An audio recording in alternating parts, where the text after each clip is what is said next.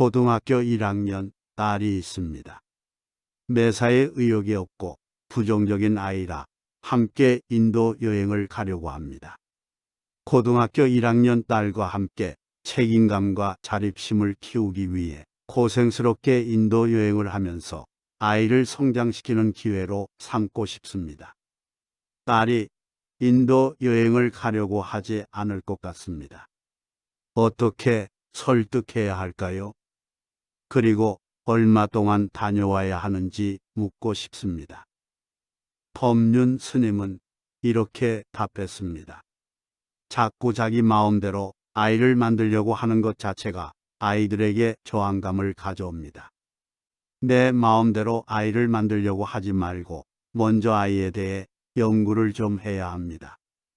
아이들이 요즘 무엇을 원하고 있는지, 어떻게 놀고 있는지 연구를 해서 그것에 맞게 일을 해야 합니다.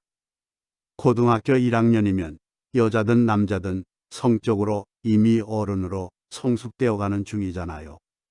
이성에 대한 관심도 많을 나이입니다. 아이 입장을 고려하지 않고 자기 생각만을 가지고 하려고 하면 안 됩니다. 아이가 무기력하다고 아이의 자립심을 키우기 위해 부모가 간섭을 시작하게 되면 그건 자립이 아니게 됩니다. 그건 삼성전자가 야, 지금 새로운 제품 창조해 하는 것과 같습니다. 창조라는 건 이렇게 되는 게 아닙니다. 온갖 생각을 자유롭게 할 수 있어야 창조가 나오게 됩니다. 마찬가지로 아이에게 스스로 기회를 주어야 자립심이 생기는 것입니다.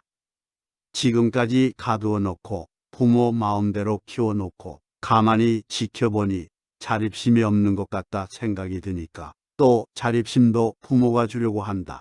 이런 사고방식으로 접근을 하게 되면 안 됩니다. 애들이 부모 말을 듣지 않는다면 아이가 훌륭한 사람이 되려고 하나? 이렇게 생각을 하셔야 합니다. 아이들을 너무 틀에 넣어 가두려고 하면 안 됩니다. 아이들에게 4가지 말뚝을 치고 내버려 두어야 합니다. 첫 번째, 남을 때리거나 죽이는 것. 두 번째, 남의 물건을 훔치거나 빼앗는 것. 세 번째, 남을 성추행하거나 성폭행하는 것. 네 번째, 욕설하고 사기치는 것. 이건 4가지만 빼고는 놔두어야 합니다. 이 4가지는 나쁜 짓입니다. 이런 것은 딱바로 잡아야 합니다. 그렇다면 성적이 떨어졌다.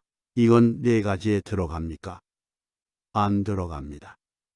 이건 오히려 다른 아이들 성적을 올려주었다고 말할 수 있습니다. 좋은 일을 한 겁니다. 수업 시간에 잔다. 이건 4가지에 들어갑니까? 안 들어갑니다. 수업 시간에 떠든다. 이건 4가지에 들어가요? 들어갑니다. 그러니까 수업 시간에 떠들면 나쁜 행위에 속합니다. 안 고쳐지면 격리를 해줘야 합니다. 그러나 수업 시간에 자는 것은 선생님 개인이 기분 나쁜 일이지 남에게 피해를 주는 일은 아닙니다. 그러나 자기 자신이 손해를 보는 어리석은 짓이기 때문에 부모로서 깨우쳐줘야 합니다. 깨우쳐줘야 하지 절대 야단치면 안 됩니다. 무조건 인도에 데려간다, 고생시킨다, 스님 얘기 들으니까 어떻게 했다더라.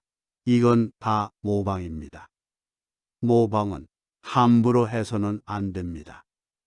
먼저 모방하기 전에 아이의 상태를 점검해 봐야 합니다. 내 마음에는 안 들지만 큰 틀에서 봤을 때 문제가 없고 다만 약간 기운이 없는 정도라면 아이에게 먼저 기회를 주는 것이 중요합니다. 야단치는 것이 아니고요. 물론 아이에게 기회를 주는 방법이 인도 여행이 될 수 있습니다. 같이 여행을 가자 해서 고생을 좀 하는 겁니다. 굶어 죽는 애들도 보고 길거리에서 자는 사람도 보고 고생하는 걸 보면 대부분 다 처음에는 저항하지만 그런 상황 속에서 아이들이 깨우침을 얻을 수 있습니다. 그러나 인도에 가면 반드시 좋아진다. 이런 생각을 하면 안 됩니다. 내가 아이를 위해서 기회를 제공해 주지만 한 번에 된다고 생각하면 안 됩니다. 맹자의 어머니도 이사를 3번이나 갔습니다. 자기 정도면 인도로 이사 가는 것을 3번을 해야 하니까 인도로 여행 가는 정도면 30번을 할 각오를 해야 합니다. 그렇게 안 하면 한 달 다녀와서 아이가 변하지 않는다면 아이를 더 나쁘게 생각하게 됩니다. 그렇게 되면 자기 자식을 엄마가 더 불신하게 되고 아이는 더 나빠집니다. 아이에게 기회를 주려면 충분히 줘야지 한 번 딱 주고 안 된다 이러면 안 됩니다. 이번 방학 때 간다면 처음에는 오셔서 데려가야겠죠. 그래서 일단 인도에 있는 공항에 떨어져야 합니다. 그러면 기차도 연착되고 매일매일 피난 다니는 것처럼 다녀야 합니다. 아이를 잃어버릴 각오도 해야 합니다. 울고 불고 해도 어쩔 수 없습니다. 그런 각오를 해야 자립심이 키워집니다. 거기까지 데리고 가서도 부모가 전전긍긍하게 되면 자립심은 커지지 않습니다. 좋은 일을 하든 나쁜 일을 하든 자신이 선택하도록 해야 자립심이 형성되지 간섭을 해서는 자립심이 형성되는 게 아닙니다. 인도에 가는 게 중요한 게 아니라 부모가 간섭을 하지 않고 큰 울타리만 쳐놓고 아이가 수도 없이 시행착오를 거듭하는 걸 지켜보는 힘이 있어야 비로소 자립심이 생깁니다. 자립심을 부모가 키워준다 이렇게 생각하면 잘못된 생각입니다. 좋아하고 싫어하는 것은 각자 자신의 마음인데 이를 강요하고 배려하지 않는다면 사랑이 아니라 폭력이 됩니다. 진정한 사랑은 이해에 기반을 두어야 하는데 상대의 다름을 인정하지 않는 것은 사랑이 아니라는 이야기입니다. 인간관계에서 내 감정을 상대에게 강요하기 시작하면 문제가 생기기 시작합니다. 좋은 말을 했다는 것은 내 의도일 뿐이지만 상대가 어떻게 받아들이는지는 그 사람 마음입니다. 내가 좋게 말했으니 그대로 받아들이라는 것은 내 의도를 상대에게 강제하고 있는 것과 같습니다. 여러분들은 자녀를 욕망의 도구로 쓰고 있지 자녀를 사랑하는 게 아닙니다.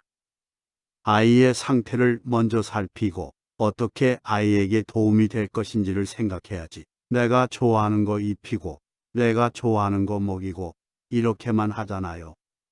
그래서 애는 많이 쓰는데 자녀 교육에는 결국 실패하는 겁니다. 사춘기가 되면 아이는 스스로 무언가를 하려고 합니다. 스스로 해보는 과정을 거쳐야 비로소 자립심이 생기고 어른이 되는 겁니다. 아이에 대해서 너무 부모 중심으로 하려고 하지 말고 아이를 좀 살펴서 하는 게 좋겠습니다. 좋다고 말하면 좋은 일만 생깁니다. 오늘도 좋은 일만 가득한 행복한 하루 보내시길 바랍니다. 구독과 좋아요는 영상 제작에 큰 힘이 됩니다. 오늘도 시청해 주셔서 감사합니다.